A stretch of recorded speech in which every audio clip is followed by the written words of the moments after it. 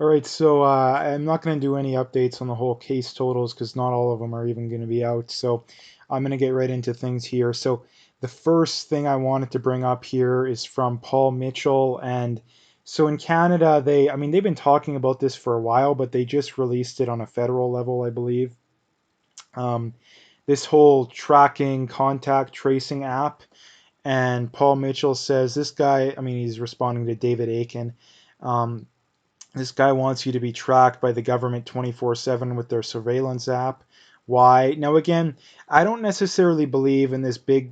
I mean, I think it's true to an extent, but I'm not 100% on board the whole. The government just wants to spy on people, and all this stuff. But the thing that really concerns me is that there's really no reason to have this. Like, there's really no reason to have it, and that's the big problem I have is, like I say, the slippery slope. And again, people always scoff and laugh when people point out the whole slippery slope thing, but yet they don't give any examples of slippery slopes being completely disproven in the past, right? Like, I mean, you look at guns, for example, too. I mean, um, I mean, even in the states, that they first they caved on full autos, and now look at all the caving that they're doing. I mean, there's thousands of gun laws on the books in the states. Many states, there's actually very strict gun control. Even there's a lot of stuff that's even more strict than what Canada has too. So again, that's just one example. And again, that's always how it happens. I mean, you look at some of these tyrannical countries currently in existence and that existed in the past, is that um, very rarely did things go from 0 to 100 overnight. That's just not how it happens. Now, to the average person, it may appear like that, but to anyone paying attention, or I mean, really paying attention, you know that there's a lot of buildup when it comes to this kind of stuff. I mean, you look at the Nazis too. For some people, it's like, oh, it just happened all at once. But no, the reality was is that it happened, that stuff was building up for more than a decade. And that's the thing. Not only that, they were burning books, they were banning free speech, they were going after guns, they were doing all that kind of stuff again. So it's not something that's happened overnight, even though for some people it may appear that way. So again, that's the first thing I wanted to point out. But again, this whole contact tracing app, the big problem I believe is just the slippery slope. That obviously it's not mandatory, but there's a very good percent of the population, I don't know if it's a majority or not, but they would like nothing more than to make this kind of stuff mandatory. And it's the same stuff with the vaccines too. I mean, again, too, it's the same thing, that I'm somewhat in the middle when it comes to vaccines. I don't completely believe you shouldn't have them at all. I'm also not one of the people who drinks the Kool-Aid and thinks they're 100% safe and effective. The reality is that they're not 100% safe and effective. Even the vaccine manufacturers themselves don't even believe that. And again, it's for the simple reason that, number one, it's next to impossible to make a vaccine that's 100% safe and effective. And number two, even if you want to argue that it is, uh, then why do the vaccine companies want and have immunity from any wrongdoing? And not only that, there's no double blind, placebo controlled studies that back up vaccines. There's no studies like that back up vaccines. Now, on the other hand, there's tons of people that take vaccines and have no negative health effects, but there's also a lot of people that do have negative health effects. So the reality is somewhere in the middle. It's the same thing with this whole contact tracing app, that it makes no sense. It's literally, again, it's another example of the average person out there, going out of their way to be a sheep. Like, again, I just don't understand why.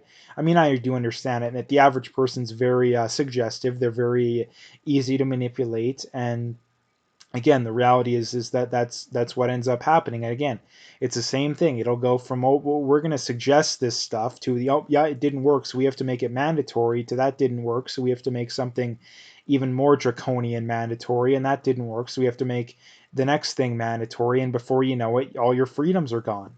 And that's the thing too, is that most people will support getting rid of all your freedoms if it's in the name of safety for a virus that has a 0.1% death rate. Like, again, if the virus has a 10% death rate, I would still disagree with you, but at least I can understand where you're coming from. But this is just sheer paranoia. the people that want mandatory mask and downloading these apps and stuff, it's just sheer paranoia. Nothing more, nothing less. So again, that's just the first thing I wanted to point out. Elon Musk tweeted out about a few days back, the left is losing the middle, and it went very viral. 548,000 likes. And he's very right. This is something I've been pointing out for basically the entirety of me making videos, is that the left is losing the middle because they're going way to the left. And it really, really boggles my mind how so many people pretend this isn't the case. I mean, this is the thing you hear constantly all the time, is that most people, no matter where they're at, no matter where they're actually at on the political spectrum, they will always claim, "Oh, I'm center left, I'm center right." That's what most people say. And again, if that's actually where people were at, the Liberals in Canada would not even come close to getting elected. Neither would the NDP, both federally and provincially. The Democrats wouldn't even come close to get elected. Again, this is the thing that I pointed out. I've been pointing this out for over a year. I remember making a video like over a year ago about this.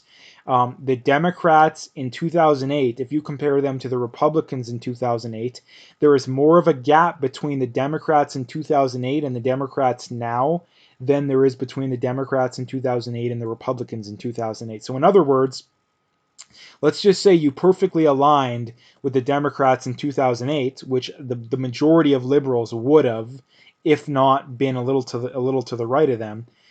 You should be more likely to vote Republican or conservative now.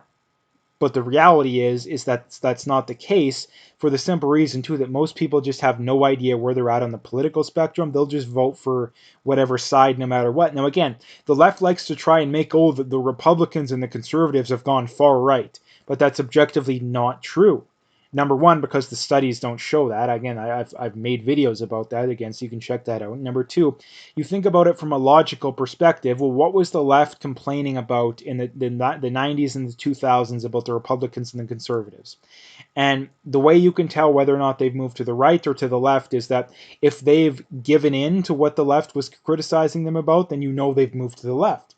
If they've gone even further, then you know they've moved to the right. So the simple thing is, well, what were the big criticisms of the Republicans and the conservatives like 10, 20 years ago? It was they're too pro-war. Well, where have they moved? Well, Trump is more anti-war than Obama, Bush, or Clinton. So again, you can't make that argument anymore. Trump is not going after abortion. Trump is the first president that was pro-gay marriage when they got elected. Whether or not you think he's this terrible bigot, that is objectively true. He is the first president that was pro-gay marriage when first elected, so you can't criticize them on that. So again, you look at these major issues that the left used to criticize the right about, and it's the same thing in Canada too. I mean, Andrew Scheer's probably not quite as far, but again, if you were to ask people, they probably would tell you that Trump's more far right than Andrew Scheer, even though Andrew Scheer won't be the conservative leader for very long. So again, that argument doesn't make sense either. Even though Andrew Scheer socially is more to the right than Donald Trump is, if you ask the average leftist, I guarantee you that the vast majority of them would tell you that Trump is more to the right than Andrew Scheer is. So again, that's not even worth arguing about. But again, the right has moved to the left on pretty much every issue the left used to complain about. So in other words, it is objectively a fact that the right has moved more to the left over the last decade or so. Now, when you look at the left, well, what was the things that the right complained about? Well, it was the fact that they spend too much money. They spend too much money. They tax too much, and they have too many regulations. Okay, well, the way you would tell is that if the left stayed more moderate, would be that they have loosened their beliefs on that. But have they loosened their beliefs on that? Well, absolutely not. They want more taxes. They want more socialism. They want more regulation. So again, it is objectively true that the left has moved way to the left. And again, Elon Musk is absolutely right about this. And if people actually understood reality when it came to the political spectrum, the Democrats and the Liberals in Canada would get absolutely destroyed. But because so many people still think that the Liberals and the Democrats are center left, and they think that the Republicans and the Conservatives are far right, which in reality those are both the exact opposite. The Republicans and the Conservatives are actually center right, and the Democrats and the Liberals are both, I wouldn't say super far left, but they're definitely further to the far left end of the spectrum than they are to the center. So again, that's just the one other thing I wanted to point out. The last two things is Derek Sloan. I know that I'm not sure when the conservative voter thing closes. I know most people have put their votes in already, but if you know anyone who hasn't, Derek Sloan appears like the only one that I would actually support. Now, again, I will throw the caveat out there that he may change, but all the major things he's talking about are things that I absolutely believe are the biggest issues. I mean, he wants to go out, call out the UN, call out the WHO, and the stupid carbon tax and the Paris Agreement. He wants to push back on the gun control. He's pro free speech. He's pro free market. Again, is he a perfect libertarian or someone that I would ideally want? Probably not. But is he a true conservative, and is he a realistic change from Justin Trudeau, which I believe Andrew Scheer wasn't? Yes. So again, I don't think Sloan gets elected. My guess is that it's probably O'Toole or McKay.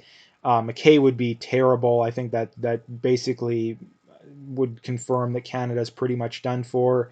O'Toole, I think that there's a little bit of hope for again, but you have to wait for a general election. O'Toole has called for defunding CBC. He is pushing back on the gun control stuff, but again, there's some other stuff that concerns me about him. So again, we'll have to wait and see. Lewis is kind of a wild card too. I'm not sure what her big issues are, but nonetheless, Sloan is the only one that I'm confident at this point is actually would actually be a good change for Canada. So anyway, and again, the other thing I wanted to bring up too is that he wants to get rid of this stupid green energy subsidies. And again, people come at this of, oh, you're a climate change denier and this garbage and that garbage, but no, the reality is that if green energy is truly the future, then it should be able to compete with the other forms of energy without having to have massive subsidies. Like it should be able to. And the fact that it can't even compete with massive subsidies usually, just goes to show that it's not the future. And again, this is another complete lie that people talk about, that green energy is the future and everybody's going away from oil and gas. But the reality is that's complete and utter BS. If green energy truly was the future, then why isn't these developing countries going towards green energy? Why aren't they? The only countries that are going towards green energy are the rich, Western countries. Those are the only ones. It's like Canada, the States to a degree, and a handful of European countries. That's the only ones. Again, so it's just absolutely and utterly, insane. Like it's just insane that people actually believe this kind of stuff. And again, I'm not completely against green energy. The day that green energy can outcompete the fossil fuel stuff on a level playing field, I'll be all for it. The day it's cheaper than fossil fuel, I'll be all for it. And when it's just as good, just as competitive, yeah. But the problem is that it's not even close, and it's not going to happen in our lifetime unless politicians force our hand at it. So again, that's the last thing I wanted to bring up. So if you liked the video, make sure to hit that like and subscribe. Check out all those links that are in the description. Make sure you follow me on all those other platforms if you haven't already, and stay tuned for more.